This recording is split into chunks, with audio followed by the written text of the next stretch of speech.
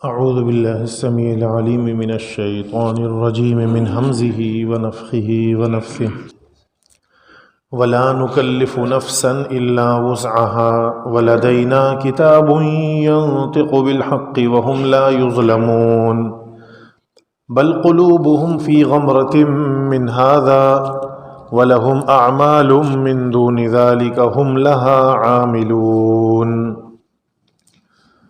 سورۃ المومنون آیت نمبر 62-63۔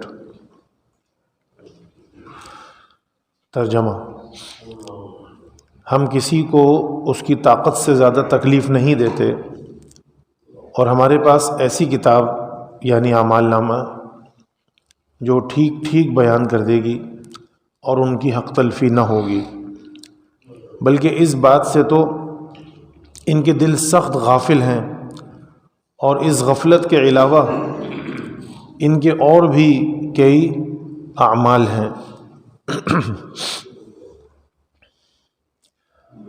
مفہوم یہ ہے کہ ہم نے احکام شریعت ایسے نازل نہیں کیے جو انسان کی بساط سے، انسان کی ہمت سے باہر ہوں، بلکہ شرعی احکامات میں مصلحت کے جس پہلو کو مد نظر رکھا گیا ہے وہ شرعی احکام عام طور پر مسلمانوں کی اکثریت کے لیے اور عام حالات میں قابل عمل ہوتے ہیں۔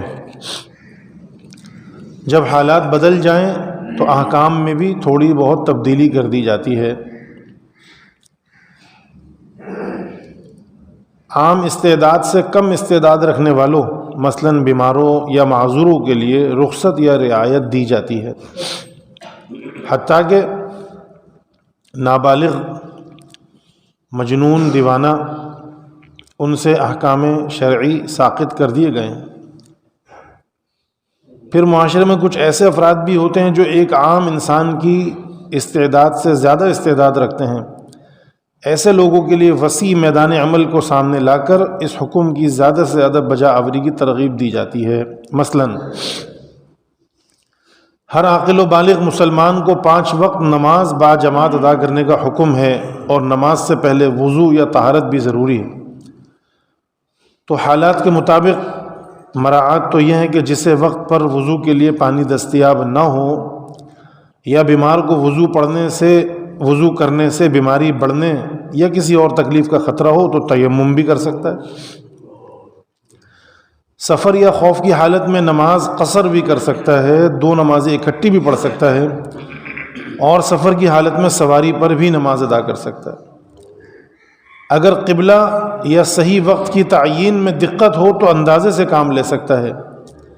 بارش یا کسی اور معقول عذر کی وجہ سے مسجد نہیں جا سکتا تو گھر پر نماز ادا کر سکتا ہے۔ اور کم استعداد والوں کی مثال یوں سمجھیے کہ بیمار بیٹھ کر نماز پڑھ سکتا ہے، اگر زیادہ بیمار ہے تو لیٹے لیٹے ہی نماز پڑھ لے، اتنی بھی ہمت نہ ہو تو اشارے سے ادا کر لے۔ ایسا بیمار یا انتہائی بوڑھا جو مسجد تک جانے کی ہمت نہیں رکھتا، وہ مستقل طور پر اپنے گھر میں بھی نماز ادا کر سکتا ہے۔ یہی اس جملے کا مطلب ہے کہ ہم کسی شخص کو اس کی طاقت سے زیادہ تکلیف نہیں دیتے۔ اب اتنی آسانیوں کے باوجود بھی اگر کوئی شخص عمدن جان بوجھ کر نماز ادا نہیں کرتا تو وہ کافر ہو جائے گا، اور اگر نماز کی بجا آوری میں کوتاہی کرتا ہے تو گناہ کبیرہ کا مرتکب ہوگا۔ اور جو لوگ زیادہ طاقت رکھتے ہیں ان کے لیے فرض نماز کے علاوہ نوافل بھی تجویز کیے گئے ہیں۔ مثلاً ظہر کی نماز کی فرض رکعت تو صرف 4 ہیں، ان 4 رکعات پر رسول اللہ صلی اللہ علیہ وسلم نے بطور نفل خوشی خوشی جو اضافہ کیا وہ ہمارے لیے سنت ہیں، اور وہ 4 رکعات فرض نماز سے پہلے اور 2 بعد میں۔ پھر ان فرض اور سنت رکعات پر تطوعاً یعنی خوشی سے، دل سے، آخر میں جو مزید رکعات پڑھنا چاہے وہ بھی پڑھ سکتے ہیں، جسے نوافل کہتے ہیں۔ پھر کچھ نمازیں ایسی ہیں جو فرض کفایہ ہیں، یعنی بعض صورتوں میں ان میں گنجائش ہے، جیسے نماز جمعہ۔ اب یہ نماز جمعہ جو ہے غلام، بیمار، مسافر اور عورت، ان کے لیے فرض نہیں ہے۔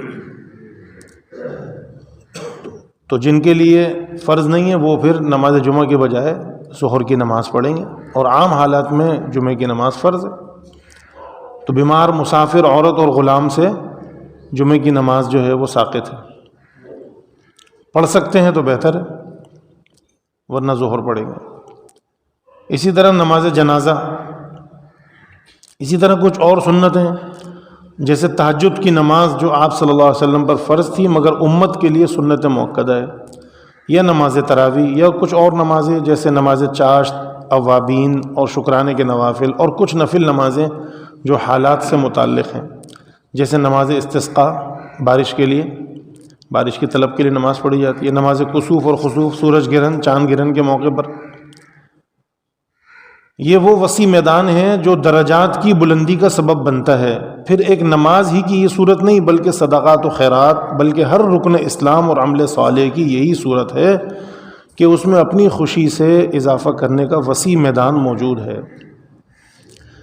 یہی وہ میدان ہے جس کے متعلق اللہ تعالیٰ نے فرمایا یسارعون فی الخیرات وہم لہا سابقون، اور اس کا دوسرا مطلب یہ ہو سکتا ہے کہ بھلے کاموں میں ایک دوسرے سے آگے نکل جانے کی کوشش کرنا کوئی ایسی بات نہیں جو انسان کی گنجائش سے باہر ہو، کم از کم ہر انسان کو ایسا کرنے کی کوشش کرنی چاہیے۔